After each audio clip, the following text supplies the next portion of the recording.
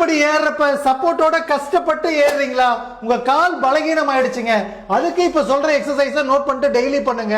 நீங்க ரெகுலரா பண்றது மூலமா மூட்டும் ஆரோக்கியமா இருக்கும், இதயமும் ஸ்ட்ரென்தன் ஆகும். படுத்துக்கிட்டு பண்றது, காலை மடக்கி வச்சுக்கோங்க, பாதத்தை மேல கீழே ஆட்டி விடுங்க.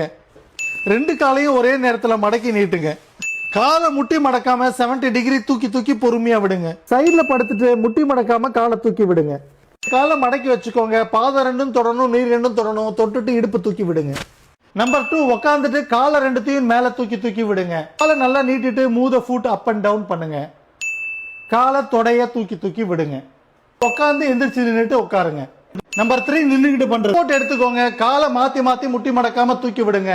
அதே மாதிரி சைடுல தூக்கி விடுங்க, குதிகால தூக்கி தூக்கி விடுங்க, காலை பின்னாடி எக்ஸ்டெண்ட் பண்ணி விடுங்க. இந்த எக்ஸசைஸ் எல்லாம் 15 ரெப்படேஷன்ல ஆரம்பிச்சு 45 ரெப்படேஷன் பண்ணதுக்கு அப்புறம் வந்து மாடிப்படி ஏறி பாருங்க. ஏறதே ஒரு பழக்கமா வச்சுக்கோங்க. டெய்லி 10 படியில இருந்து சுமார் 20 படி ஏறி ஏறி பழகுங்க. ஒரு மாசம் 2 மாசத்துல ஏறுற எபிலிட்டி வந்துடும். அப்புறமா கையை விட்டுட்டு ஜம்முன்னு ஏறுங்க. Just for information, doctor Ram physio.